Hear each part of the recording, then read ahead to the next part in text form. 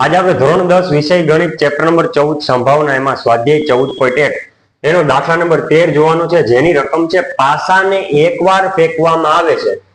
તો હવે પાસો છે, પાસો એને આપણે એક જ વખત ફેંકવાનો છે, ઉછાળવાનો છે.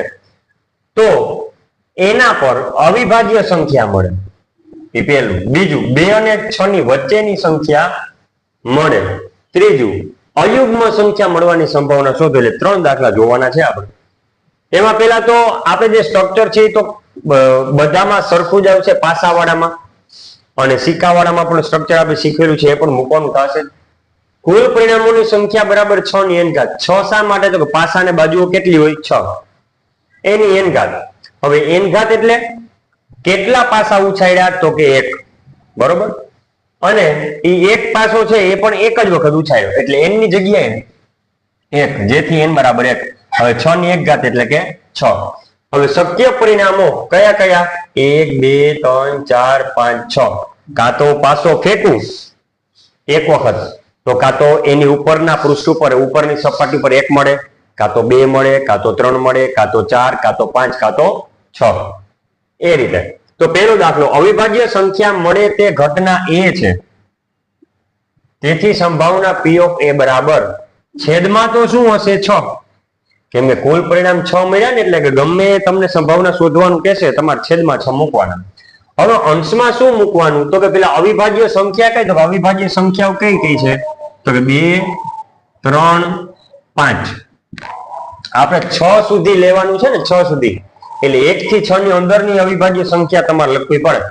એટલે 2, 3, 5 આ એવી સંખ્યાઓ છે કે જે અવિભાજ્ય સંખ્યા છે. હવે 2, 3 અને 5 આ કેટલી સંખ્યા મળી તમને? 3. આંકડા 3 મળ્યા, એટલે અંશમાં સાનુકૂળ પરિણામ કેટલા આવશે? 3. ભાગ પડે તો પાડવાના. 3 એટલે કે 3 1 3, છેદમાં 6 એટલે 3 2 6, ઉપર 3 નીચે 3 ગયા, એટલે જવાબ આવશે 1/2. આ આપણે પહેલા દાખલાની સંભાવના મળી ગઈ. બીજી વસ્તુ એ કે અવિભાજ્ય સંખ્યાઓ 3 છે.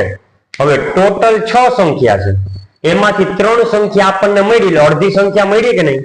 એટલે સંભાવના કેટલી? તો કે અડધી. હવે બીજો દાખલો છે 2 અને 6 ની વચ્ચેની સંખ્યા. 2 અને 6 ની વચ્ચેની સંખ્યા મળે તે ઘટના B છે. આપણે ઘટના કહી દીધી B.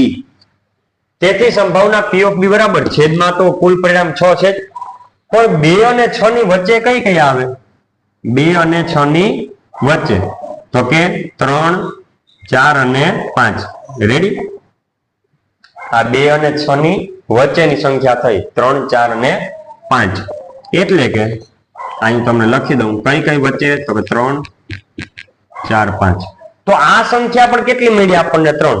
એટલે 6 કુલ હતી, એમાંથી 3 સંખ્યા આપણને મળી, એટલે એ પણ અડધી સંભાવના. એટલે અંશમાં સાનુકૂળ પરિણામ, શક્ય પરિણામ કેટલા આવશે? 3. હવે આના પણ ભાગ પડશે. 3 1 3, છેદમાં 6 એટલે 3 2 6, ઉપર 3 નીચે 3 ગયા, એટલે જવાબ આવશે 1/2. તેથી સંભાવના P of B બરાબર 1/2. ત્રીજું, અયુગ્મ સંખ્યા મળવાની સંભાવના શોધો. ત્રીજું, અયુગ્મ સંખ્યા મળે તેની ઘટના C છે. ઘટના C કીધી, તેથી સંભાવના P of C બરાબર છેદમાં તો કુલ પરિણામની સંખ્યા 6 છે, એટલે છેદમાં તો 6 જ મૂકવાના. હવે સાનુકૂળ પરિણામ ક્યાં? તો કે અયુગ્મ સંખ્યા. અયુગ્મ સંખ્યા કયો કે એકી સંખ્યા? અયુગ્મ બરાબર એકી સંખ્યા હોય. એકી સંખ્યા આમાં કઈ કઈ છે? 6 આંકડામાં છે. તો કે અયુગ્મ છે એકી સંખ્યા છે 1, 3, 5. બરાબર? 1, 3, 5 એકી સંખ્યા. એટલે કુલ 6 આંકડા છે, એમાંથી આપણને મળ્યા કેટલા આંકડા? 3. તો આની પણ સંભાવના કેટલી થશે? અડધી. એટલે 3 આંકડા મળ્યા આપણને, 3 સંખ્યા. એટલે અંશમાં સાનુકૂળ પરિણામોની સંખ્યા કેટલી આવશે? 3. ભાગ પાડો 3 ના. 3 1 3, છેદમાં 6 એટલે 3 2 6, ઉપર 3 નીચે 3 ગયા, જવાબ આવશે 1/2. અડધી સંભાવના એની પણ મળી. બધાનો જવાબ જે છે ને, બધી સંભાવનાનો જવાબ 1/2, 1/2, 1/2. હવે આમ કરવાનું કારણ શું ખબર? 3/6. ઘણા આવડતું હોય પણ સ્પીડમાં ગણવા, ઝડપમાં શું કરી નાખે? 3/6 બરાબર 2. આ ખોટું પડે.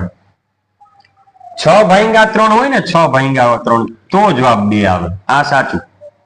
પણ આપણે અહીંયા સ્ટેપ છે 3/6, એટલે ઘણા વિદ્યાર્થીઓ ઉતાવળમાં 2 કરી આવે. એટલે પહેલેથી જ શું કરવાનું? આપણે એવી જ હેબિટ રાખવાની કે ભાગ જ પાડવાના. 3 એટલે શું? તો કે 3 1 3, અને 6 એટલે શું? તો કે 3 2 6 ઉપર 3 નીચે 3 ગયા, જવાબ શું આવશે? 1/2. આવી રીતે ભાગ પાડીને કરો ને તો તમારી જે આ ભૂલ જે છે ને એ તમારી ભૂલ પડે નહીં. તો સ્વાધ્યાય 14.1 એનો દાખલા નંબર 13 આપણે પૂરો કરીએ છીએ.